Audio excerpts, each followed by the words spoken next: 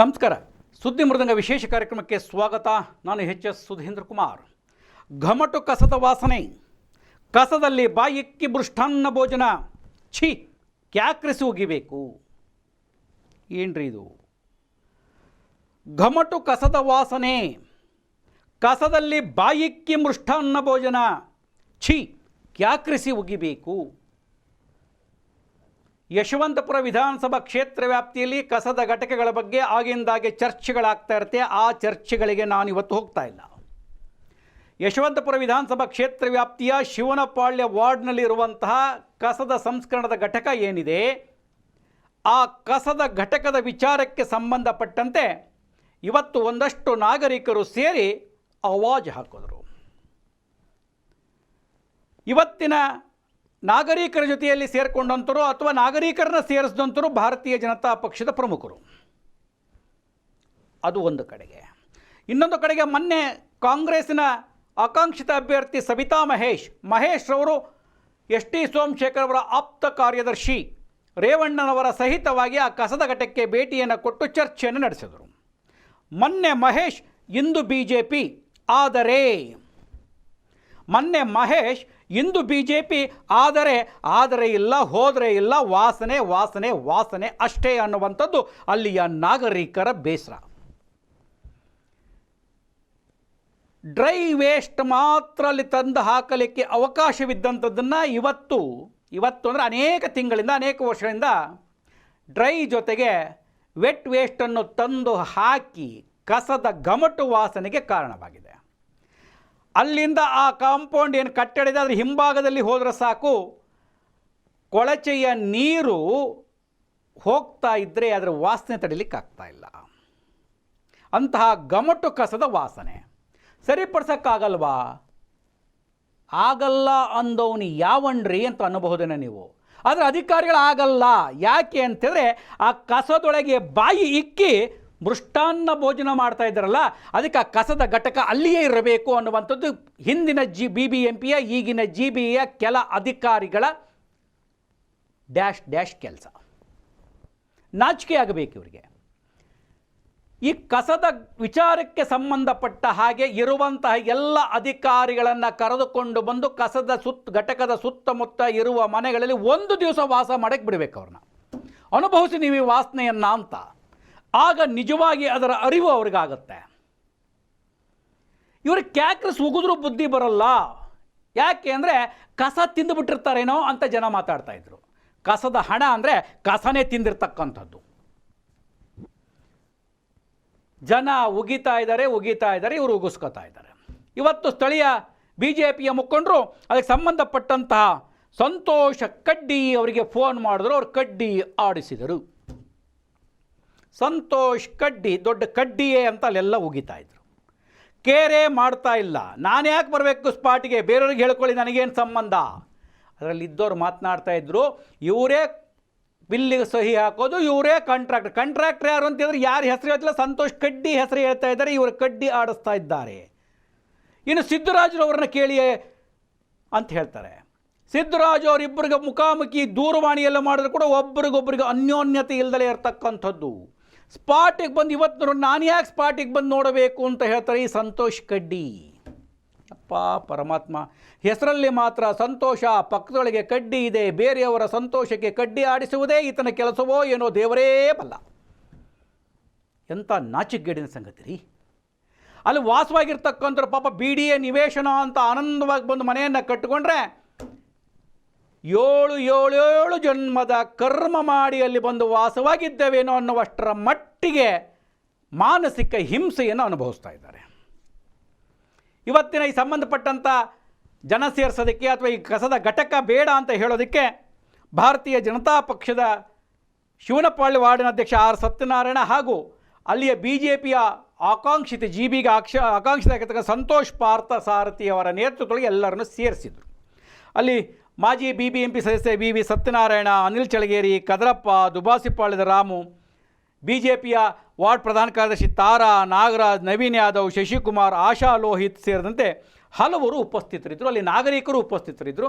ಪ್ರತಿಯೊಬ್ಬರು ಮಾತುಗಳನ್ನು ಆಡ್ತಾ ಇದ್ದರು. ಇಲ್ಲಿಯ ದುರ್ವಾಸನೆಯನ್ನು ಬೈತಾ ಇದ್ದರು. ಕಸದ ಗಾಡಿಗಳು ಸರಿಯಾಗಿ ಬರೋದಿಲ್ಲ ಅನ್ನುವಂಥ ವಿವರಗಳನ್ನು ಕೂಡ ಕೊಡ್ತಾಯಿದ್ರು. ಕೆಲವೊಬ್ಬರು ಪಂಚ್ ಮಾಡಿ ಬೇರೆ ಕಡೆಗೆ ಒಳಚರಂಡಿಯ ಕೆಲಸವನ್ನು ಮಾಡಿ ಹಣ ಮಾಡ್ತಿದ್ದಾರೆ ಅನ್ನುವಂಥ ದೂರುಗಳನ್ನು ಕೂಡ ಹೇಳ್ತಾಯಿದ್ರು.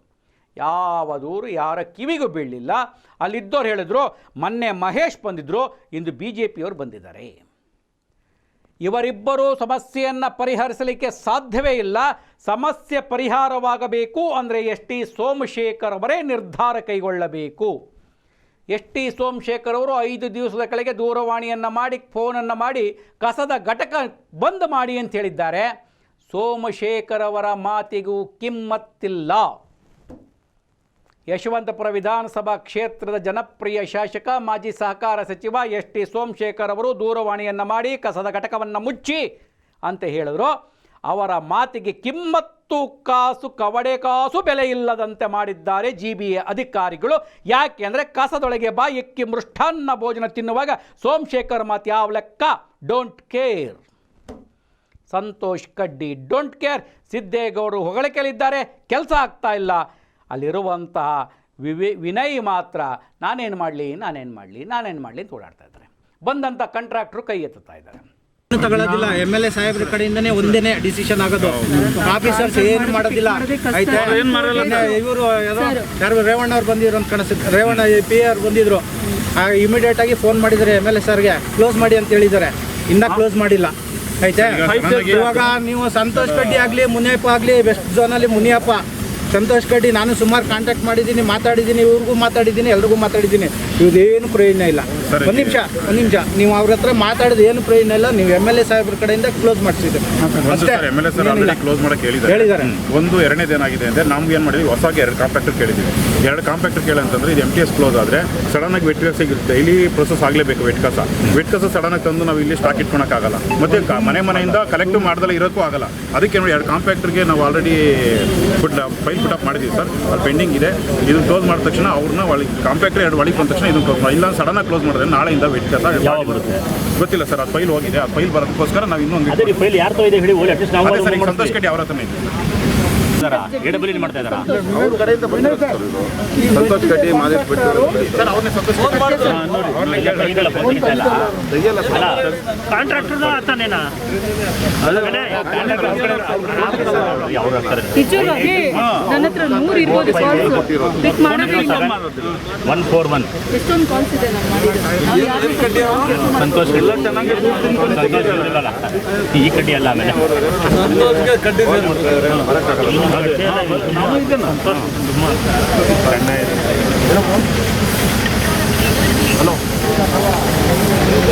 ಅವರಿಂದ ಏನೂ ಆಗಲ್ಲ ಸರ್. ನಿಜವಾಗ್ಲೂ ಯಾರಿಂದನೂ ಆಗಲ್ಲ ಸರ್. ನಾನು ಸುಮಾರು ಸಲ ಮಾತಾಡಿದ್ದೀನಿ ಸಂತೋಷ್ ಕಡ್ಡಿ ಹತ್ರ. ಅವ್ರು ನನಗೆ ಗೊತ್ತೇ ಇಲ್ಲ, ನಾವು ಬಿಲ್ಲಿಂಗ್ ಮಾಡೋದೇ ಇಲ್ಲ ಅಂತಾರೆ. ನಿಮ್ಮ ಮಗುವಿನ ಭವಿಷ್ಯಕ್ಕೆ ಅತ್ಯುತ್ತಮ ಆರಂಭ ಬೇಕೇ? ಕೆಂಗೇರಿ ಸ್ಯಾಟಲೈಟ್ ಟೌನ್ನ ಮೊದಲ concept based thematic education preschool Shiksha Saram. National education policy ಮತ್ತು ನ್ಯಾಷನಲ್ ಕರಿಕ್ಯುಲಮ್ ಫ್ರೇಮ್ವರ್ಕ್ ಅನುಗುಣವಾದ ಪಠ್ಯಕ್ರಮ, ಆಟದ ಮೂಲಕ ಕಲಿಕೆ, ಸಂಖ್ಯಾಜ್ಞಾನ, ತಾರ್ಕಿಕ ಚಿಂತನೆ ಹಾಗೂ ಸಾಮಾಜಿಕ ಭಾವನಾತ್ಮಕ ಬೆಳವಣಿಗೆಗೆ ವಿಶೇಷ ಒತ್ತು. ಪ್ರವೇಶಗಳು ಈಗ ಆರಂಭಗೊಂಡಿವೆ. ಇಂದೇ ಕರೆ ಮಾಡಿ 9036782439. ಶಿಕ್ಷಾ ಸಾರಂ ಪ್ರೀಸ್ಕೂಲ್, ಕಲಿಕೆಯೊಂದಿಗೆ ಬೆಳೆಯುವ ಮಕ್ಕಳಿಗಾಗಿ.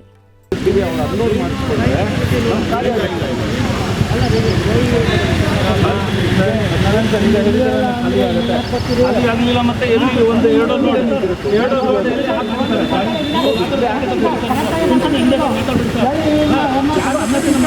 ಹೆಚ್ಚಿನ ಕೆಲಸ ಮಾಡಲ್ಲ ಸರ್. ಪ್ರೂವ್ ಮಾಡಿ ಸರ್. ಕೆಲಸ ಮಾಡಿ 6 ಗಂಟೆಗೆ ಬಂದು ಇವ್ರು ಬರ್ತಾರೆ. ಅದು ಇವ್ರು ಇದ್ದಾರೆ ನೋಡಿ, ಡ್ರೆಸ್ ಹಾಕ ಬರ್ತಾರಲ್ಲ, ಕಮಾಂಡ್ ಅಂತ ಅವ್ರು ಇರೋದು. ಮಾರ್ಷಲ್ಸ್ ಇರೋದು ಇವಾಗಿಲ್ಲ. ಮುಂಚೆ ಇತ್ತು health inspector, junior health inspector, senior health inspector ಅಂತ ಇತ್ತು. ಇವಾಗ ಅವ್ರದ್ದೆಲ್ಲ ತೆಗೆದಾಕಿದ್ದಾರೆ.